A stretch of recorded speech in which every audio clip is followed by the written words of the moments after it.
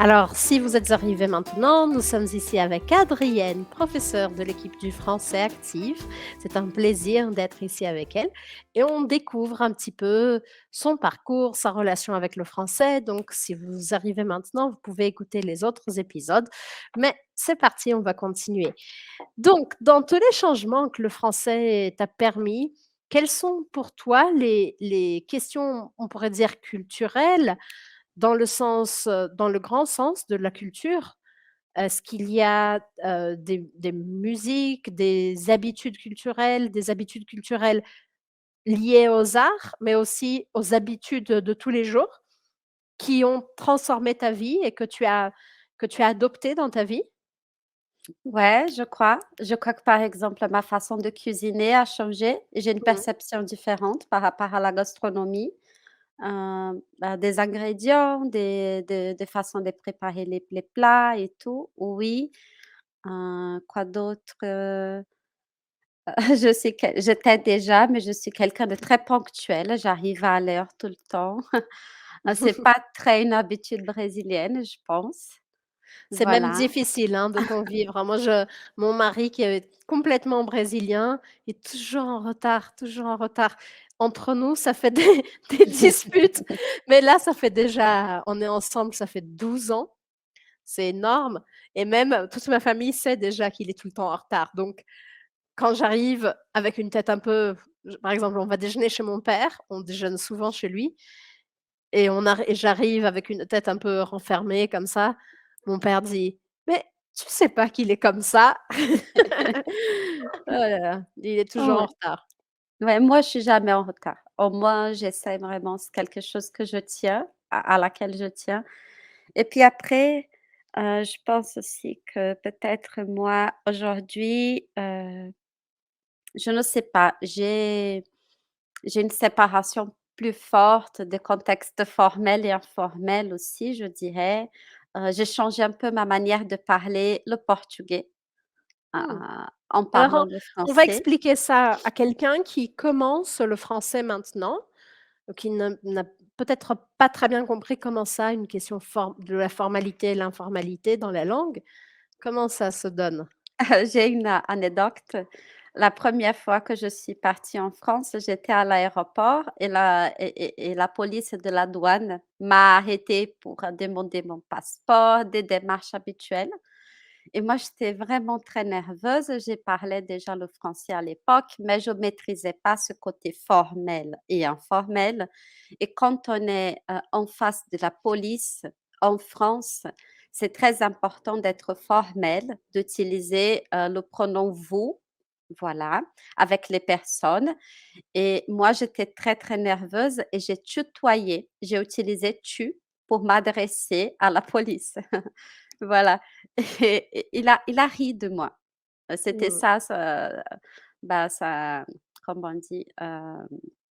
Il a réagi comme ça, sa réaction.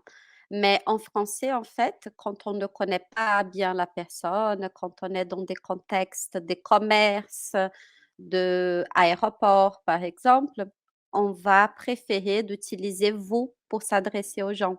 Utiliser aussi monsieur, madame, des choses comme ça. Et ça, je ne maîtrisais pas à l'époque. Je sais pas, je pense que justement parce que le portugais est une langue très informelle. Mmh Et mh. aujourd'hui, je sépare mieux les choses. Mmh et tu sais, pour moi, le meilleur exemple parce que souvent on explique ça aux élèves et soit ils sont très tendus, ils ont très peur de se tromper, soit ils décident dans leur tête: «Bon, moi, tant pis, je vais seulement utiliser vous ou seulement utiliser tu». Souvent, on voit les élèves raisonner un peu comme ça, mais pour moi, le meilleur exemple, comme c'est vraiment une question culturelle, c'est dans la série Lupin.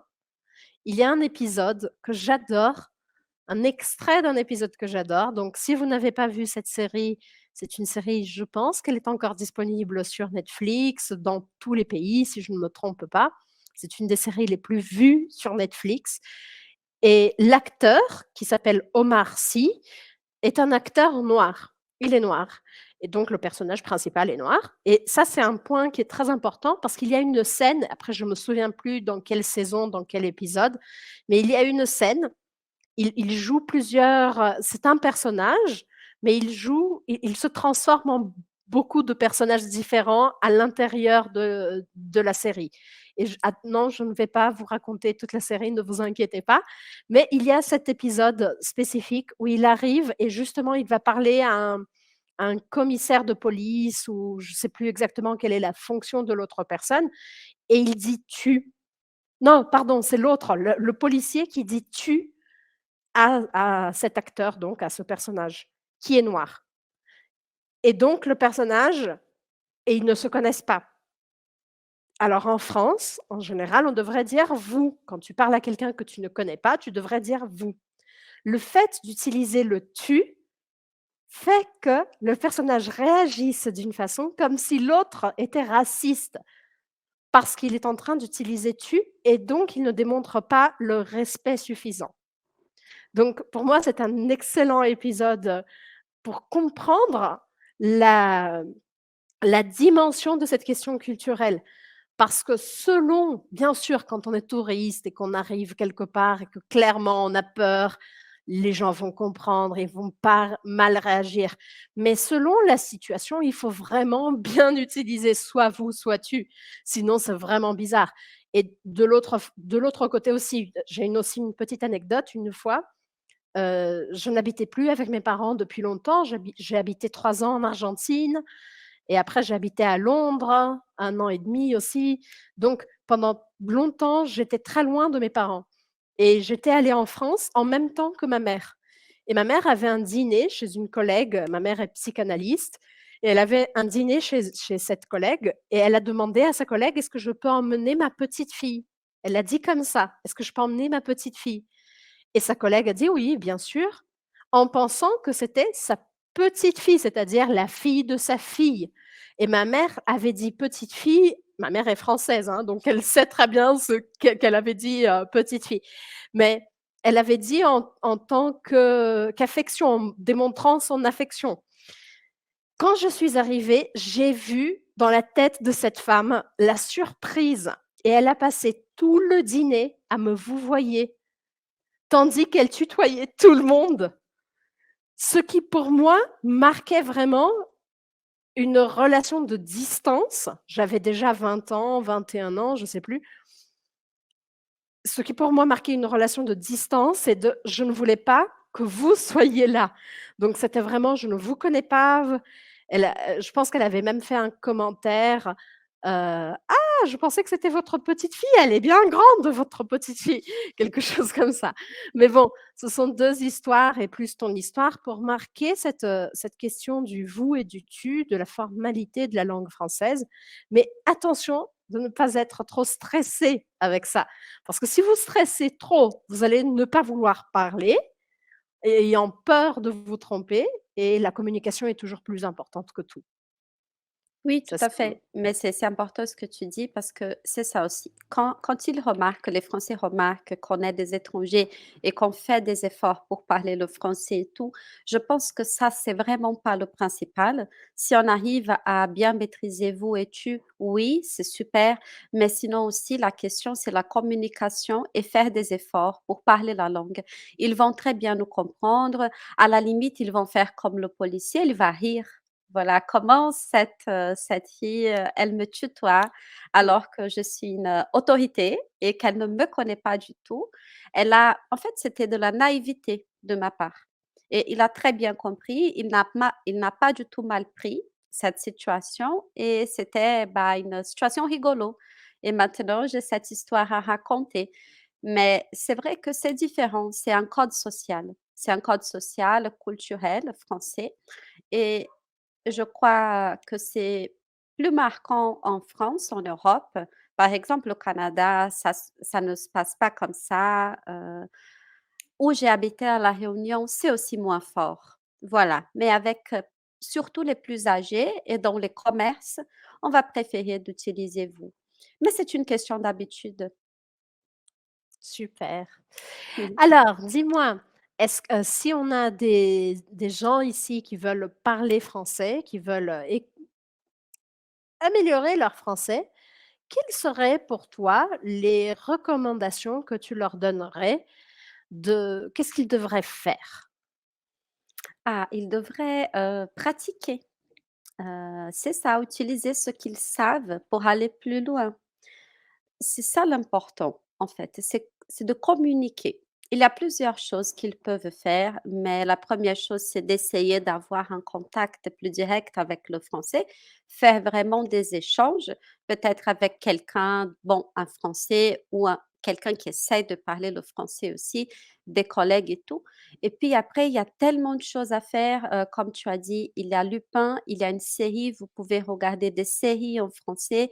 Aujourd'hui, il y a beaucoup de contenu, sur les plateformes, sur les diverses plateformes, donc vous avez accès à ça.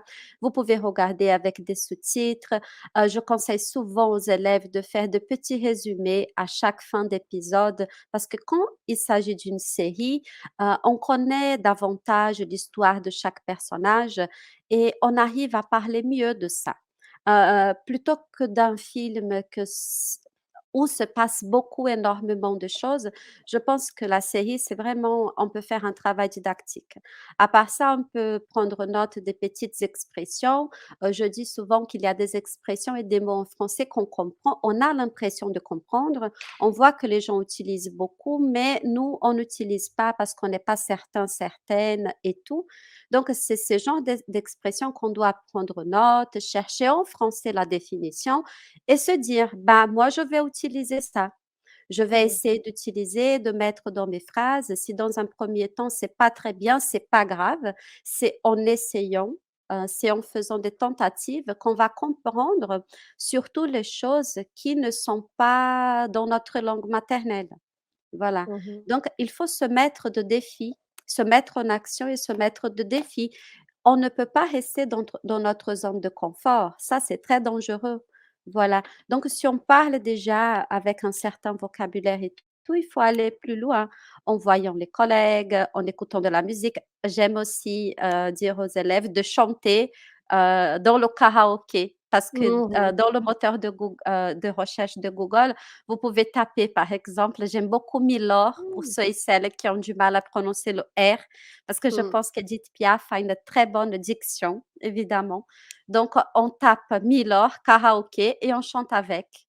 Et je pense que ça aide beaucoup parce que ça va automatiser des phrases dans notre tête, ça va pratiquer la prononciation, la diction et j'ai un conseil aussi, il faut ouvrir la bouche, il faut articuler pour parler. Les gens ont peur d'articuler, ils ont peur de, bah, je ne sais pas. Il faut ouvrir la bouche pour C'est parler, ça c'est très quand important. on parle une autre langue, il faut qu'on ouvre différemment la bouche que dans notre propre langue.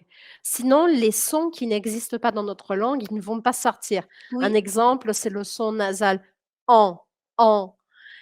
C'est une ouverture de bouche qui n'existe ni en portugais ni en espagnol, parce qu'en général, on garde l'intérieur de la bouche beaucoup plus fermé.